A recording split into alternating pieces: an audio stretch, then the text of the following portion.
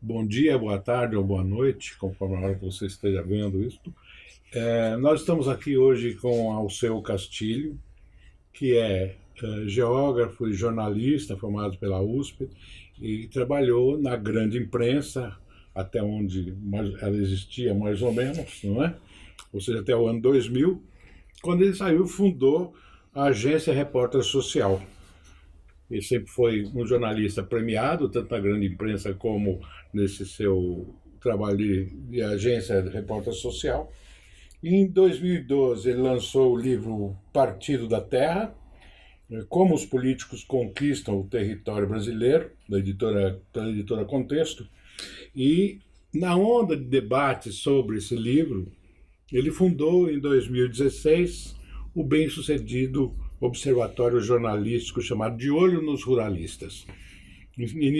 É uma iniciativa que ele coordena pessoalmente até hoje. Bueno, esse ano ele publicou e lançou na Flip paralela, né, o Protegido, Por que o país ignora as terras de FHC, que é sobre a trajetória do Fernando Henrique Cardoso, de sociólogo a fazendeiro, passando pela presidência da República. É esse livro da editora, como chama a editora? Autonomia literária. Autonomia Literária, já esgotada a primeira edição, em fase de impressão da segunda edição, e ele generosamente nos doou esse livro, que será sorteado no programa Caixa Preta, quando as pessoas se dispõem a pingar uma grana para manter essa. Eu vou deixar mais um, serão dois. Deixar mais um? Sim. Aí será meu esse.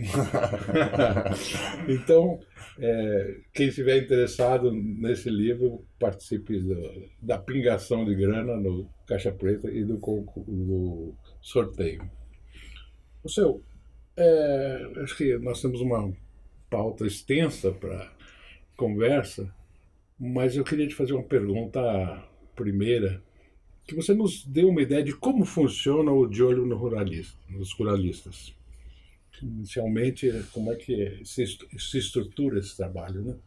Bom, o Observatório funciona como um site que fiscaliza o poder político e econômico relacionado aos temas agrários no Brasil. Um país que tem, né, na face agrária, uma de suas principais matrizes. A gente até comentava aqui que apenas 0,7% do território brasileiro é composto por cidades.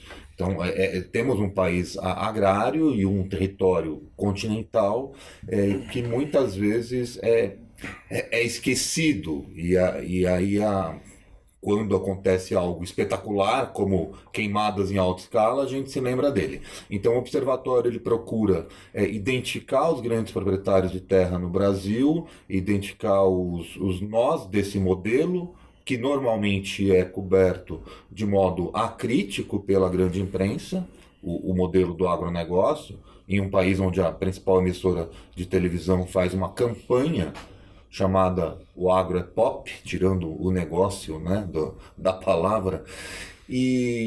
Portanto, no dia a dia, no site, no portal, a gente procura reunir as notícias no portal, por meio de boletins, reunir as notícias sobre esses impactos na alimentação, na saúde, no ambiente, e evadir essas informações que não querem que circulem sobre esse poder agrário, fundiário das elites brasileiras. É curioso que em quase qualquer assunto que a gente esbarre, a gente vai puxar o que seria o histórico agrário, ele existe. Então, a própria história do Fernando Henrique foi nesse sentido. Olha, Emília Debrecht está falando aqui de Caixa 2 em campanha.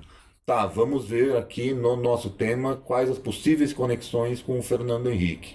Foi aí que a gente chegou nessa história. Você, com esse seu olhar de geógrafo para o espaço rural e esse mapeamento das fortunas rurais, me diga, quem é o maior proprietário de terras no Brasil?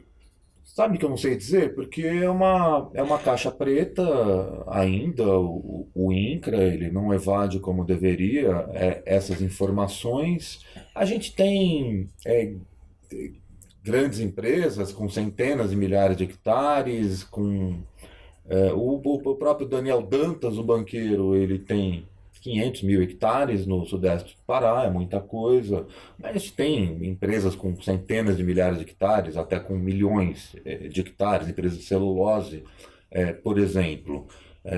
Eu creio que deva ficar por aí. Há alguns anos, inclusive durante o governo Fernando Henrique, você tinha essa grilagem mais fictícia de milhões e milhões de hectares para cada proprietário, só que eram proprietários fantasmas. É, eu me lembro também daquele empreiteiro paranaense, me fugiu o nome agora, que o Cecílio do Rego Almeida, que tinha milhões de hectares e foi considerado o maior grileiro do mundo. É, Isso é importante a gente ressaltar, que boa parte dessa propriedade privada no Brasil, que eles definem como sagrada, é oriunda de grilagem, portanto de roubo de terras. E quando eu falo roubo de terras, eu não estou falando furto, estou falando roubo, porque foi movida e ainda é movida por violência. Sem falar das propriedades que foram compradas por dinheiro ilícito, que estão aí também, dinheiro de corrupção, de tráfico. De qualquer modo, é uma apropriação do território brasileiro por poucos senhores, no segundo país com maior concentração fundiária do mundo. O primeiro é o Paraguai, onde coincidentemente estão lá os latifundiários brasileiros também. Agora, quando você fala da violência, eu acho que é uma coisa estrutural mesmo, né? O capital, dizia o Marx, o capital vem ao mundo manchado em sangue, né? Quando se referia à acumulação primitiva, que, né, inclui o colonialismo, o esbulho de terras indígenas, né? A queima de florestas, né? A prostituição, etc. E tal. Pirataria. Pirataria é dessa maneira que o capital vem ao mundo, diz ele, né? Historicamente. Então, tendo isso em mente, eu te pergunto onde é que estão concentradas essas grandes propriedades a que você se referiu, na fronteira agrícola, no Pará e por ali? Bom, as propriedades estão espalhadas Essas grandes, né? ao longo do território. Claro que nessas regiões maiores, centro-oeste e Amazônia, a gente observa uma incidência maior de mega propriedades, mas do Mato Grosso do Sul para o norte, elas já são mais incidentes. Paraná também, né? O Rio Grande do Sul, que é até uma exceção, que tem uma maior incidência de médias propriedades, mas de um modo geral, o Brasil é um país de latifúndios. No caso da Amazônia, que a gente está, né, vendo aí como tema mundial, no caso da Amazônia, o que se tem é muita incidência em terras públicas. Até uma curiosidade, São Félix do Xingu é uma das capitais da pecuária no Brasil, ali no sul do Pará. E é um dos municípios onde o Daniel Dantas está, por exemplo. Uhum. E o meu professor Ariovaldo Umbelino, que é da Geografia da USP, ele tinha me falado que ouviu de um juiz que 100% das terras ali eram públicas. Bom, capital da pecuária, 100% das terras são públicas, né? A outra capital é Corumbá, no Mato Grosso do Sul. Bom, e aí eu perguntei para o responsável pelo cartório de São Félix, que era um responsável provisório em Xinguara, município vizinho, um insuspeito, porque pecuarista, porque representante das elites locais, e esse dono do cartório, ele me disse, não. Eu falei o dado para ele, 100% das terras públicas. Ele falou, não é 100% não, é 90%. 90%. Quer dizer, então, isso que a gente está assistindo na Amazônia, aliás, não é só na Amazônia, né? Que as pessoas dão bola só para a Amazônia, é no Cerrado, também é na Mata Atlântica. Além de tudo, está relacionado a terras públicas à grilagem. Você tem uma soma de ilegalidades. A gente vai dar no observatório em setembro vai inaugurar uma série chamada De Olho nos Desmatadores, e não no desmatamento, é nos desmatadores, evadindo anos de multados pelo IBAMA, e estão lá os grandes representantes do capital, não são só, como eu costumo dizer, seres distantes, indonésios, marcianos, no meio da Amazônia.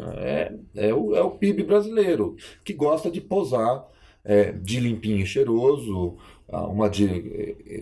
A gente tem uma direita liberal que lida muito bem com a direita conservadora, grotesca, que é o caso do Bolsonaro, quando lhe convém, como no caso da reforma da Previdência, e que apenas quer lavar sua imagem. Ela destrói a Amazônia há décadas e só não quer que o mundo perceba que, né, que isso numa escala como a atual, com queimadas, com fumaça chegando até a Argentina.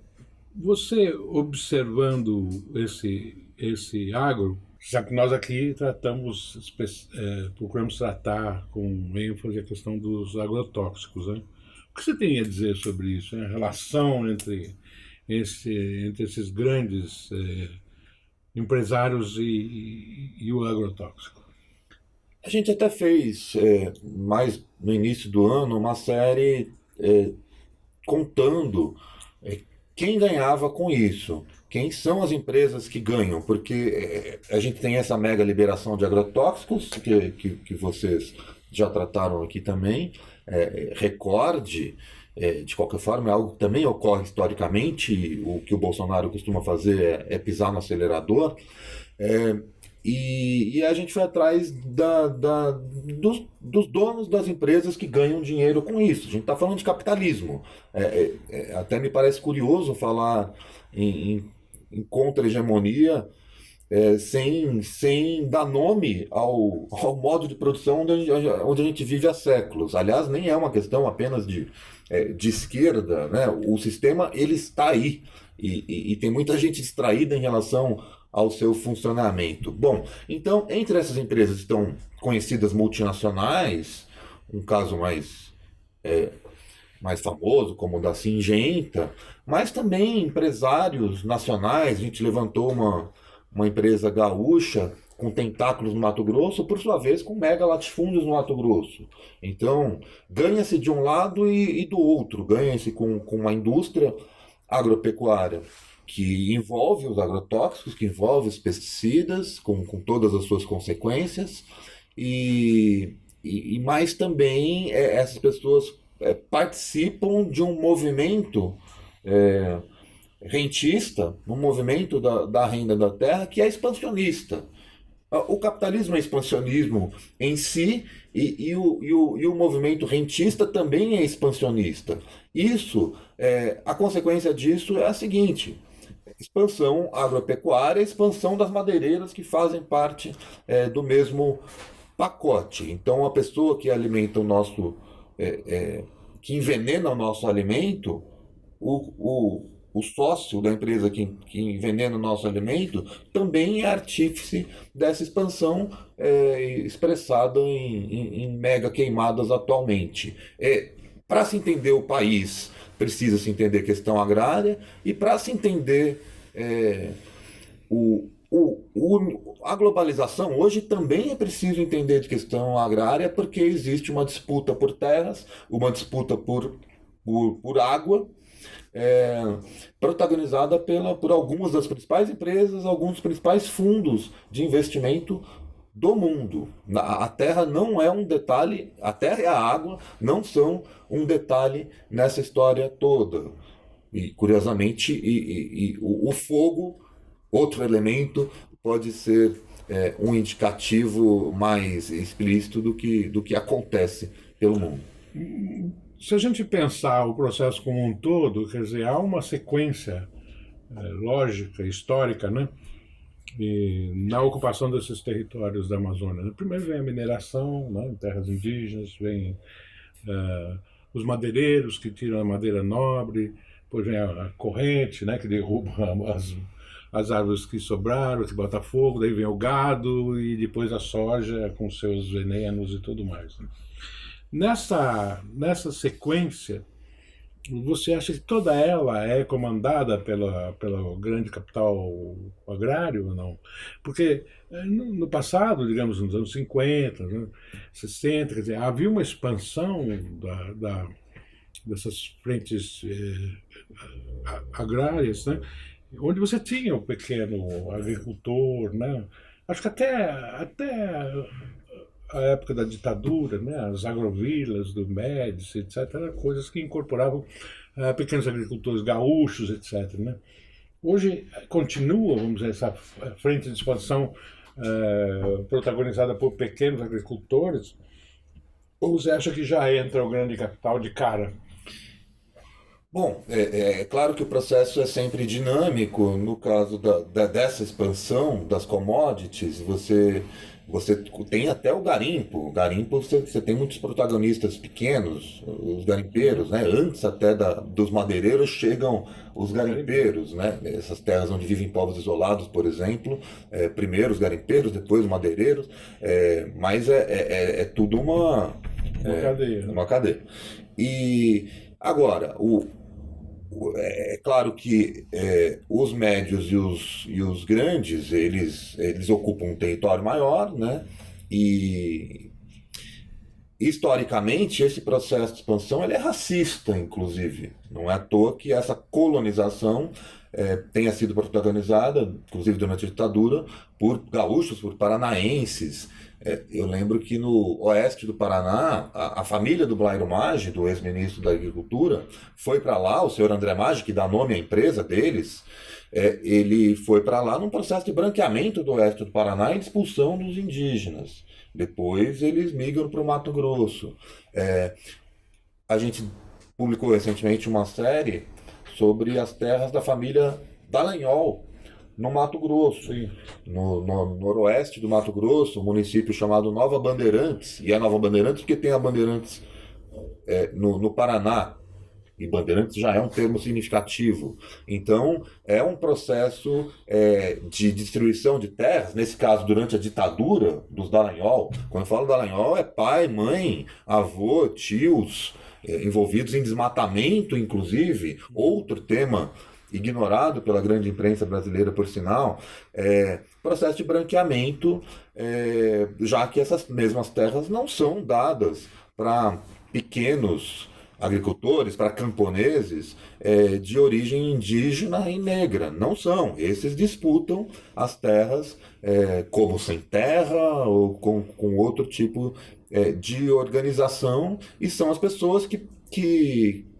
demonizadas em discursos da direita conservadora, como o do Bolsonaro e como o da bancada ruralista, né? Que se refere de forma, inclusive, pejorativa a esses povos. Então, tem a questão do pequeno versus do grande e tem racismo embutido. Portanto, expansionismo com racismo, a gente começa até a lembrar de outras coisas na história. Por exemplo? Por exemplo, nazismo. Por exemplo, o nazismo, se a gente pensar que o nazismo tinha no expansionismo e no supremacismo duas de suas principais características, a gente pode observar semelhanças. Não que seja tudo igual, porque, salvo espasmos violentos do Bolsonaro contra a Venezuela ou Argentina, por enquanto apenas verbais, de qualquer forma não teríamos um expansionismo de país contra país, de estado contra estado, mas a gente tem esse próprio expansionismo agropecuário em cima de territórios onde vivem outros povos, onde vivem centenas de etnias no Brasil, no Peru, na Colômbia, etnias que são expulsas de seu território e que são descritas por essa gente como nada, são percebidas como estorvos a serem eliminados. Então, as similaridades existem, o racismo, o supremacismo está posto, inclusive em conexão direta com a expansão territorial. Agora, Alceu, o Dia do Fogo, me fala um pouco sobre isso. Eu tenho a impressão que nunca houve assim uma articulação política tão abertamente ilegal, terrorista, nesse período mais recente da política no Brasil como essa, não? Ou estou enganado? Nessa escala, realmente é difícil de lembrar algo, mas é preciso assinalar que houve, sim, alguns desafios explícitos ao Estado brasileiro na Amazônia ao longo dos últimos anos. Eu mesmo estive em Humaitá no fim de 2013, quando, após um caso, assassinatos envolvendo indígenas e brancos ali, indígenas da etnia Tenharim, nesse município no sul do Amazonas, a elite local, que não é nem elite branca, mas enfim, a elite local saiu queimando postos da FUNAI, da Secretaria de Saúde Indígena, barcos, carros, tudo que podia transportar indígena, eles queimaram. Agora, isso restrito ao município de Humaitá. Houve em Lábrea expulsão de fiscais do IBAMA, do ICMBio, a gente tem viaturas do IBAMA queimadas aqui e ali ao longo dos últimos anos. Então existe já um processo né, de peitar o Estado e que que está sendo naturalizado na medida em que a gente tem um presidente que exonera fiscal do IBAMA, que o multou por caça ilegal, que a gente tem um presidente que foi eleito dizendo que ia acabar com essa farra das multas, que ia parar com isso daí. Um presidente que, paradoxalmente, sendo representante do Estado, desestimula a fiscalização. O Dia do Fogo entra nesse contexto como eles mesmos disseram, né? Eles queriam avisar o presidente Bolsonaro que eles querem produzir, né? A palavra é produção, que é um modo cínico de se lidar com a economia ilegal, com extração ilegal de madeira, com uma pecuária extremamente predadora e ilegal, e assim por diante. A gente precisa desmitificar realmente o uso de determinadas palavras. Eles falam em sagrada propriedade privada, a gente acabou de ver que boa parte dessa propriedade privada é ilegal, é grilada. Eles falam de produção e desmatam, acabam com uma castanheira para vender o tronco por algumas centenas de reais no máximo, né? Quando o extrativista que debaixo dessa castanheira, como o José Cláudio do Espírito Santo, assassinado em 2011, ganhava R$ 500 por mês só com um determinado benefício daquela castanha, né? Eles não estão produzindo nada, eles estão destruindo. Usemos as palavras corretas. Vocês acompanham também os movimentos da pequena propriedade ou só do grande negócio de olho nos ruralistas? No observatório, a gente procura evadir, em paralelo à fiscalização dos latifundiários, do poder político e econômico, a gente procura evadir as experiências camponesas, as experiências de agroecologia que sejam de resistência. Ou seja, a gente procura retratar a vida de brasileiros que lidam com a terra e com os recursos naturais de outra forma, que não essa forma predadora, monocultura, transgênicos,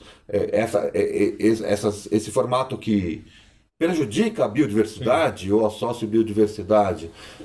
Então, por exemplo, a gente tem uma editoria de olho na resistência que no momento está privilegiando a narrativa de camponesas, indígenas e quilombolas, de mulheres que participam dessa resistência. Boa parte da resistência no campo no Brasil passa pela assinatura de mulheres. Não é à toa que a gente tem uma marcha das Margaridas, em homenagem à Margarida Maria Alves. E sociologicamente você acha que as mulheres se destacam por quê?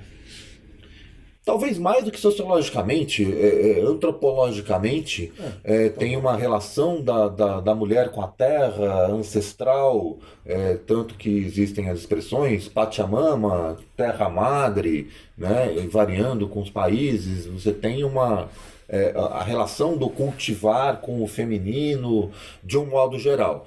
Agora, acabei de voltar na Paraíba, estava lançando o livro do FHC lá em Campina Grande, em João Pessoa. O protagonismo feminino lá é impressionante. Enfim, de lá que sai a Margarida Maria Alves, inclusive a Elizabeth Teixeira, que vive ainda em João Pessoa, que para mim, é a protagonista do filme Um Cabra Marcado para Morrer, do Eduardo Coutinho, talvez o documentário mais importante produzido no Brasil. A Marcha das Margaridas foi impressionante, com mais de 100 mil mulheres em Brasília, na Esplanada. Quer dizer, é um movimento internacionalmente relevante. E isso precisa ser contado, precisa ser evadido. Como eu disse, ao mesmo tempo em que se fiscaliza os abusos do poder político e econômico, é preciso mostrar essas experiências que também a imprensona não está muito interessada em dar, porque ela tem a narrativa do agronegócio embutida. Agora, quando você fala nessas alternativas, né, na lida com a terra e tal, que você tem acompanhado, quais seriam os que mais te impressionaram nesse cenário aí do interior do Brasil? A própria resistência camponesa na Paraíba me impressionou muito, inclusive com esse papel feminino, o modo como elas se articulam. Eu falo elas porque é muito elas mesmo, os homens são secundários, né? Em rede, porque você pode definir o camponês como aquele núcleo familiar que vai poder sobreviver da terra. Criando, plantando, e quem não tem isso, quem não tem a terra, tem que vender a força do trabalho. Vender onde? Né? Com qual emprego? Bom, então o direito à terra ele é essencial para se empoderar, né, o cidadão, se empoderar essas bilhões de pessoas oprimidas, né, pelo capital. Nesse interior da Paraíba, no polo da Borborema, né, Campina Grande para o oeste, você tem essa experiência muito arraigada, muito arraigada culturalmente. Elas têm uma marcha local que reúne 5 mil pessoas na época geralmente no Dia da Mulher.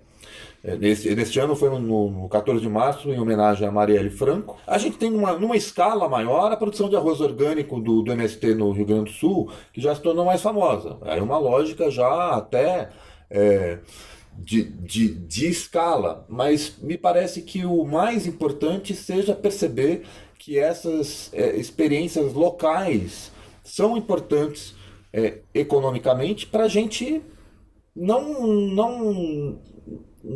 não querer reproduzir, não que seja isso que o MST faça com essa produção de arroz orgânico para exportação, mas não achar que é reprodução do modo de produção que está aí.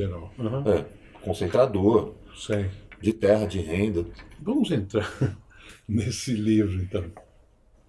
Eu confesso a você que ainda não li, e vou ler agora com o que você vai nos dar, né? Mas tenho acompanhado, eu li aquela reportagem que você fez, que deu origem ao livro, e eu te pergunto, diz para nós, por que esses personagens, né? Por que o Fernando Henrique e o Sérgio Mota, né?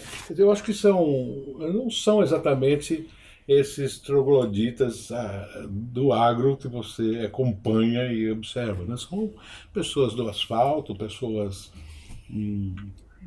com verniz cultural, né? Quando eu vejo o Sérgio Mota, né, eu conheci, ele era um apoiador do jornal Movimento, não é? Ele talvez tenha sido o principal apoiador do movimento, né? E Raimundo Pereira pode dizer isso com mais propriedade, né?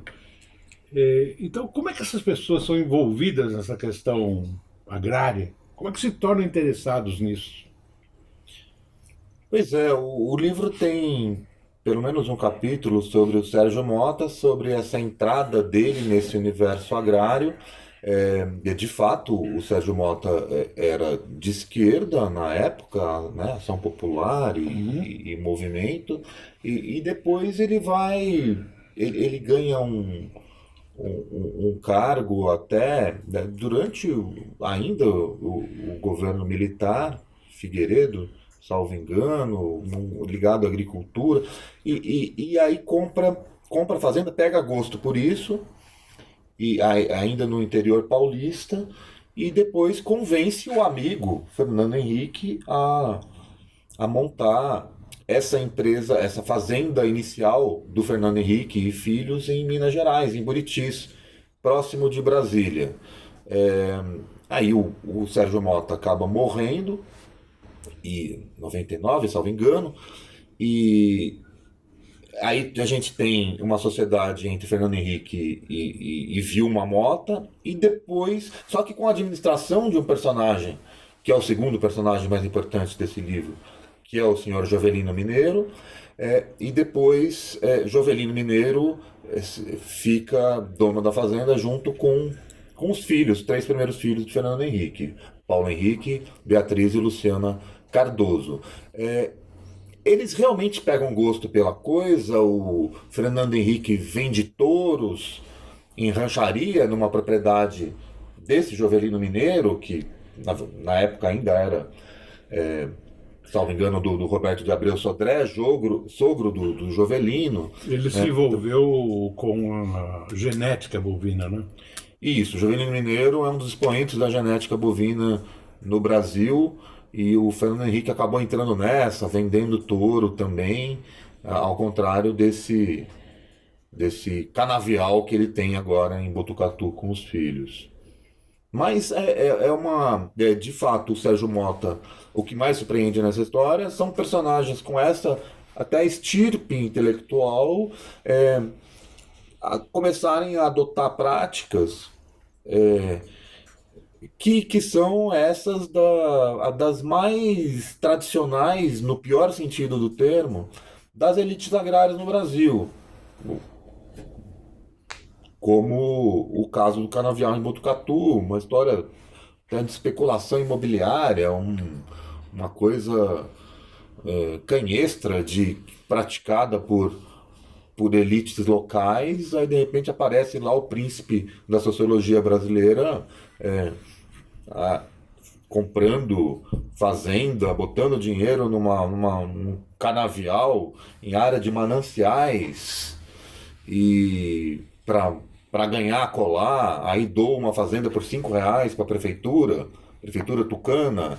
Aí essa terra vai ser valorizada porque ela vai poder ser fatiada, loteada.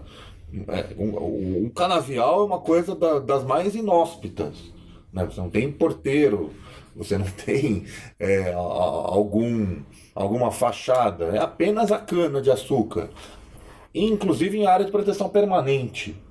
Uma das regiões mais bonitas do estado de São Paulo, você conhece ali, a região da Cuesta, Botucatu, Pardinho,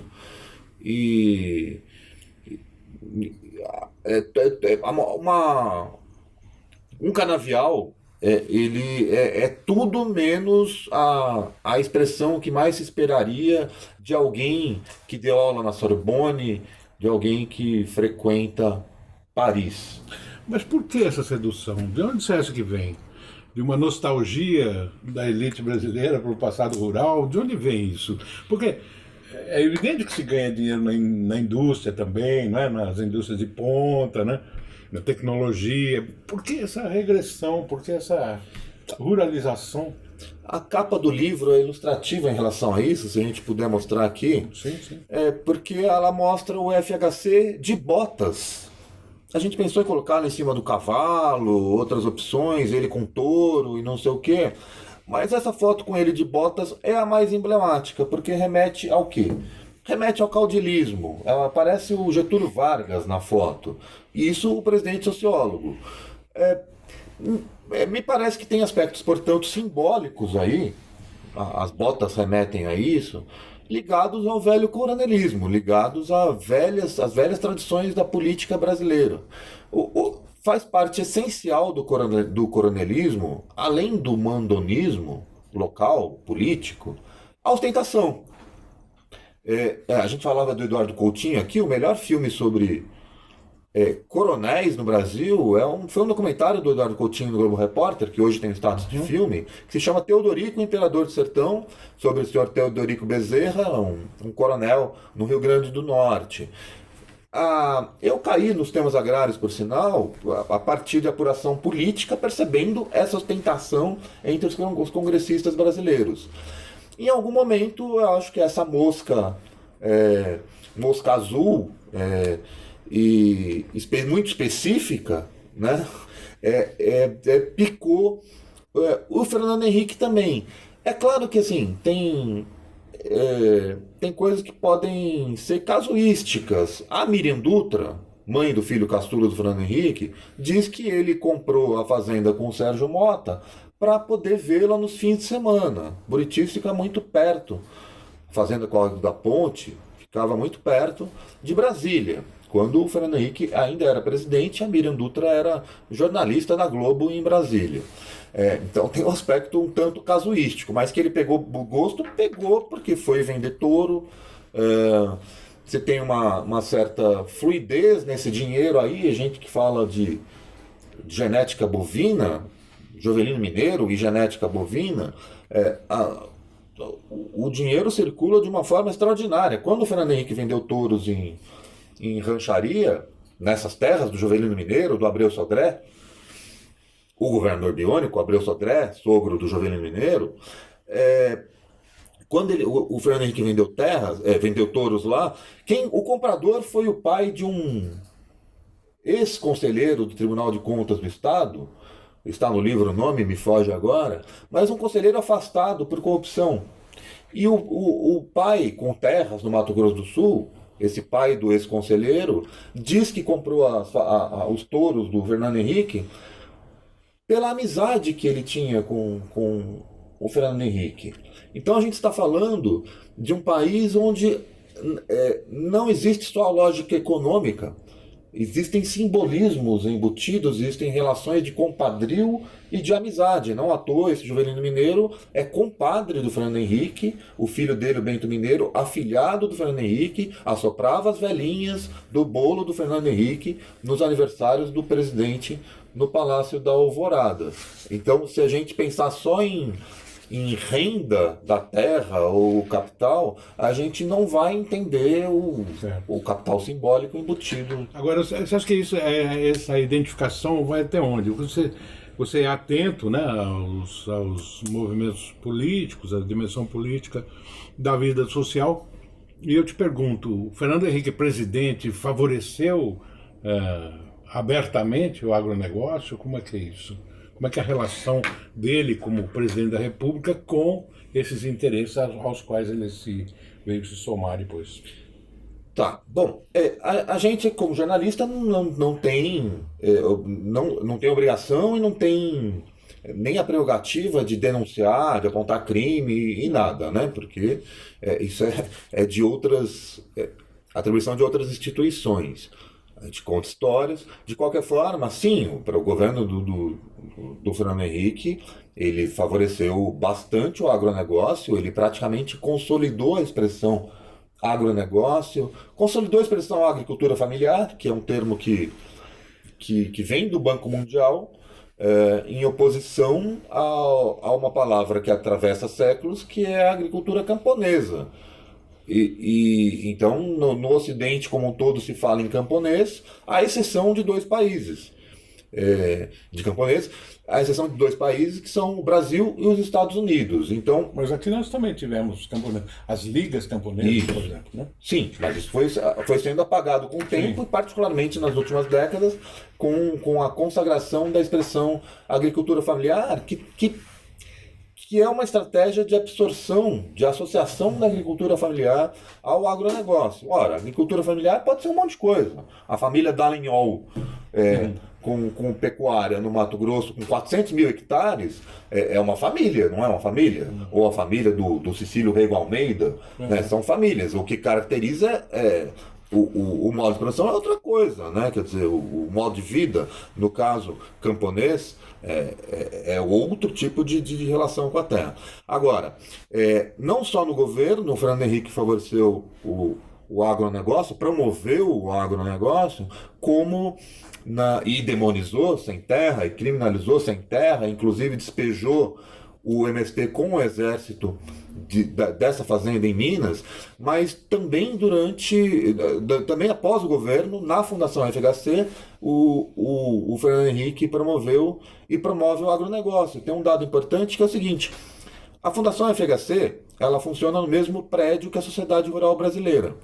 A Rural, promotora do golpe de 64 e do golpe de 2016, em ambos os casos promotora de primeira hora.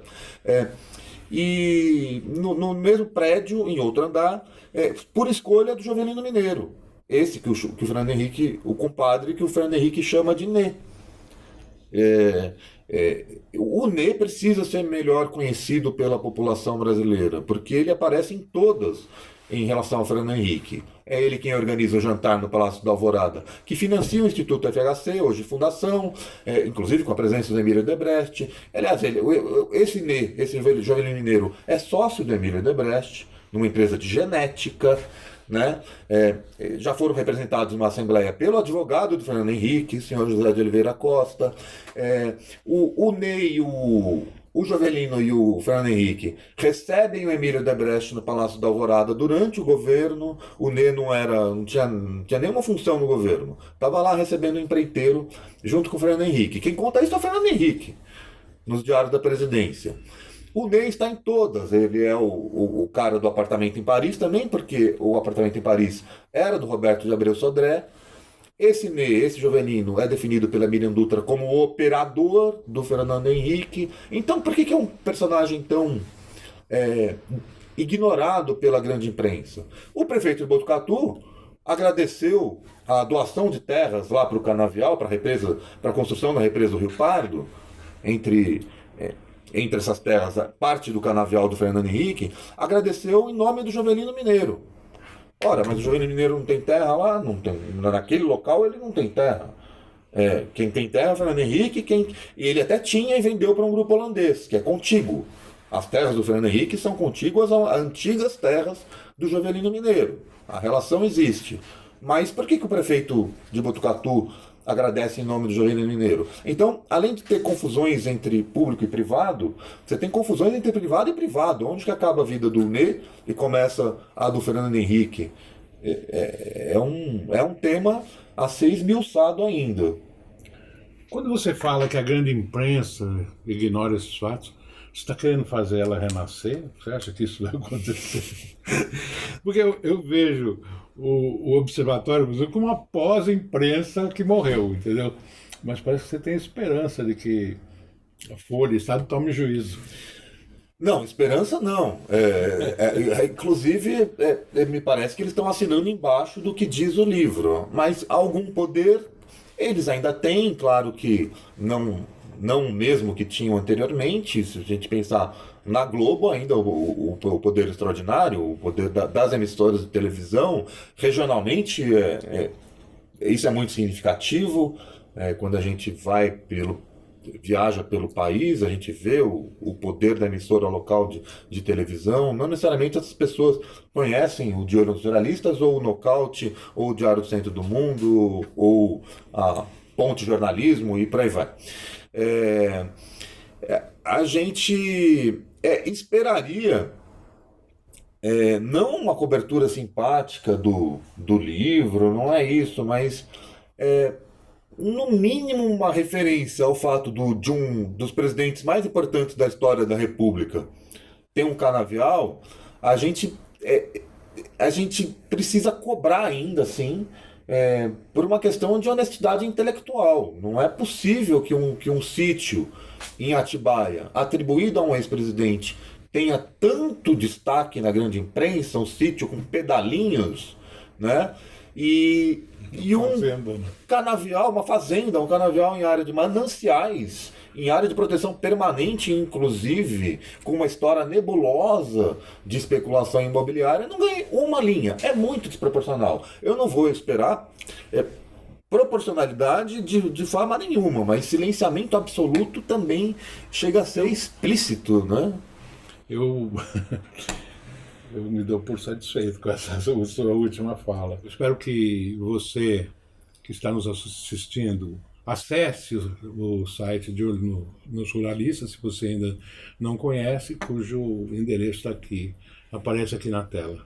Eu aproveito a ocasião para agradecer, naturalmente, o convite feito pelo Nocaute e informar que esse livro, editado por uma editora independente, em parceria com um projeto de imprensa independente, ele só está sendo conhecido pelo país por causa desse trabalho de formiguinha de cada um desses veículos dessa imprensa contra-hegemônica. Então, valorizar a imprensa independente, as editoras independentes e a livraria independente faz parte dessa construção de outro tipo de país, em oposição àquela velha imprensa carcomida e silenciada e silenciosa em relação a determinados temas. Então, apoiar a imprensa independente, o Nocaute, o De Olho nos Ruralistas, faz parte também do projeto de resistência. Certamente estão colocando aí as referências ao nosso site. O Nocaute vocês já conhecem. Isso precisa estar, né, no nosso dia a dia, ao lado de outras lutas políticas. A resistência passa pela comunicação.